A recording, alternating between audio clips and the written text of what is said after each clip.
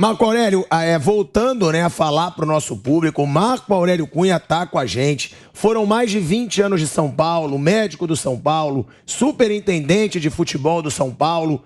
E Marco, você é uma pessoa que tem propriedade para falar desse São Paulo.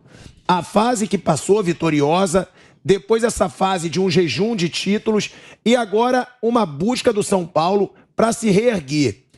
Esse São Paulo está no caminho certo para se reerguer? Para voltar a ser um São Paulo campeão? O São Paulo é o maior campeão internacional do futebol brasileiro. São 3 títulos mundiais, 3 títulos de Libertadores.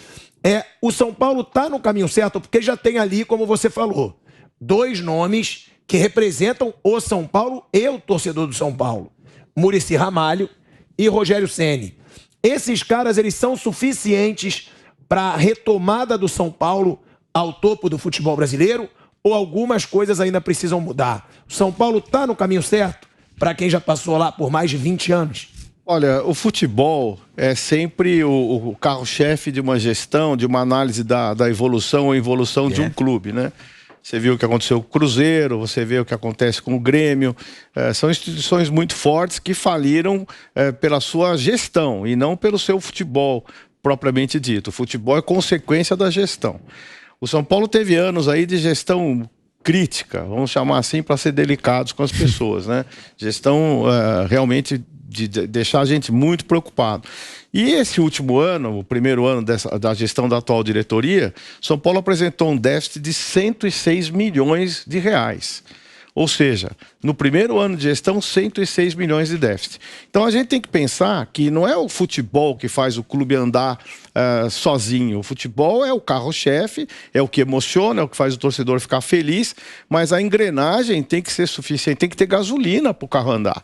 Se você só faz o carro andar na descida, não adianta. Então ele tem que ter componentes importantes para uma gestão saudável.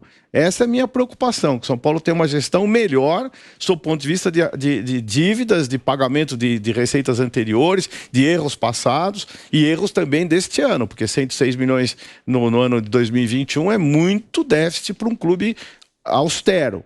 Então, não basta a gente falar de futebol. O futebol é o que vai mover o clube com a emoção, com a paixão dos torcedores, com arrecadações, com prêmios por conquistas, e que isso ajuda demais o caixa do clube. Agora, sem dúvida alguma, se a gestão interna não for a favor do clube, for a favor de situações políticas, realmente a preocupação prossegue. Então você quer dizer que o Rogério e o Muricy não são suficientes? Nunca eles serão. São suficientes ali para o futebol. Isso. Só que não para... Mas nunca serão. Nenhuma pessoa é suficiente. Ali é um conjunto de ações, de ética, de compliance, de boa gestão, de capacidade diretiva, de pessoas certas nos lugares certos.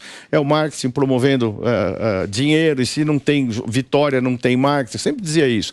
O marketing de São Paulo foi excelente naqueles anos. Claro, ganhava. Quero ver se fazer propaganda de algo que não ganha, né? Então, o marketing tem que estar bem se o time estiver bem. O São Paulo tem que ter receitas, porque a equipe estando bem, o estádio vai estar cheio. Os prêmios das conquistas virão. Então, é tudo uma engrenagem que trabalha junto. Só os dois da ponta ali, sofrendo e pagando o preço dos erros anteriores, não é suficiente. Eles são importantes, mas a engrenagem tem que acompanhar isso. Uma pergunta. Marco, você, até na última eleição, você chegou a ser pré-candidato, né? E escolheram o Natel para disputar com o Casares. E, assim, se você vencesse a eleição, você assumiria um time numa situação muito difícil. E o que você falou, né? Quando o time não ganha, é mais difícil gerar receita. Como é que daria para fazer, assim, assumir, ó, nós vamos ganhar só daqui a um tempo? Ou tem alguma maneira de tentar encurtar esse espaço mesmo sem dinheiro? Como é que daria para pegar um time nessa situação? Eu já vivi 2 vezes essa fase do São Paulo sem dinheiro e com recuperação. A primeira foi em 84, quando eu era médico do São Paulo, e o São Paulo tinha sido campeão 80, 81, um time fantástico, de Valdir Pérez a Zé Sérgio, e perdeu o bicampeonato, foi bicampeão e perdeu para um bicampeão Corinthians de 83, 84, Sócrates, Birubiru, Casagrande, Vladimir, um timaço também. Aquele nosso time tinha envelhecido, com tantas conquistas, gente que a gente considerava muito, e chegou 84, tinha que fazer alguma coisa. Entrou uma nova gestão, o presidente da Lora saiu, entrou o presidente Carlos Miguel Aidar, com o Juvenal, e a gente tinha uma saída. promover jogadores e fazer um time entre jovem e competitivo. Manteve-se uma espinha importante, que era Oscar Dario Pereira, contratou o Pita, Careca na frente, aí vieram os menudos do Morumbi. Todo mundo conhece essa história. Novamente, e a história conta o sucesso que foi. Até ao Campeonato Mundial, onde nós tivemos Ronaldão, Pintado, tudo da base daquele período, jogando contra um Milan, contra Juninho, que veio do Ituano. Jogadores importantes. Passou esse período, São Paulo teve de novo uma vacância de títulos após 98, 99, chegou até 2002, quando nós voltamos ao São Paulo, também havia um estado de pouco dinheiro. Trabalhamos, veio 2004, o fim da lei do passe. Novamente, jogamos com jogadores jovens e contratações de equipes como jogadores revelação, jogadores experientes, jogadores que tinham ido muito bem no Goiás. Vários do Goiás. Fabão, Josué, Danilo. Trouxemos o Cicinho, depois também numa fase que não estava tão boa. O Júnior veio da Europa. Na frente tivemos a oportunidade de ressuscitar o Luizão naquele período. O Amoroso. O Amoroso que veio. O Amoroso veio num curto espaço de tempo, foi fundamental. Mas o que foi mais importante, Mineiro vindo do São Caetano. Então você tem criatividade para montar equipes não tão custosas, né? Por exemplo, o São Paulo contratou o Nicão por um absurdo.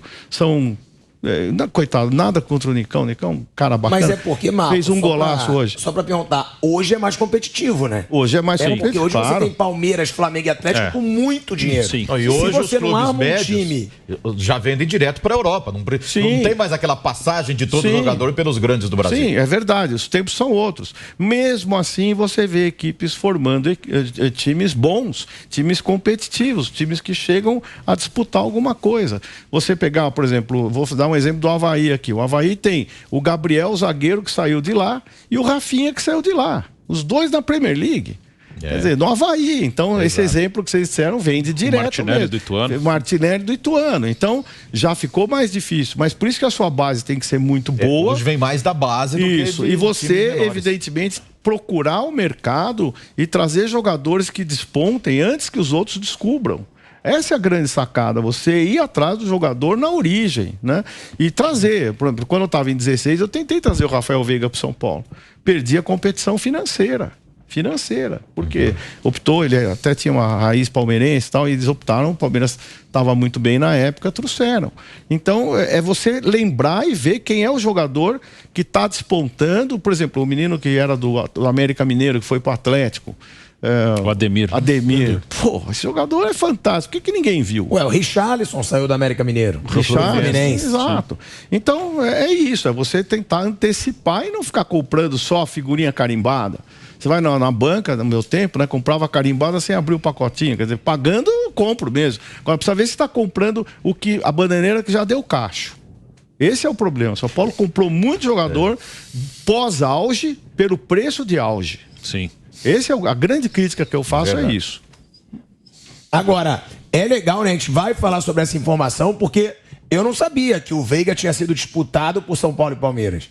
Mas ninguém sabe. Ninguém sabe. Então a gente vai falar sobre isso, mas antes a gente vai pro break na Rádio Jovem Pan. Seguimos na TV e no YouTube. Marco, quer dizer então que o principal nome do Palmeiras hoje, que é o Rafael Veiga, pedido até na seleção brasileira, ele foi disputado por São Paulo e Palmeiras. O São Paulo queria contratar o Veiga? Disputado é uma palavra pesada. Não teve uma disputa frontal, né? Houve a minha consulta, conversei várias vezes com o Curitiba, com o empresário dele e tal. Mas o andamento já estava sendo feito para o Palmeiras, estava difícil interromper a negociação, também não ia fazer uma coisa dessa, mas ao mesmo tempo tentei, conversando para ver a possibilidade dele vir, né? E não aconteceu, paciência, o futebol é assim mesmo. Foi diferente do caso do Dudu, né? Que já estava indo para o Corinthians e o Palmeiras foi lá. São Paulo também entrou naquela disputa, né? Entrou também, né?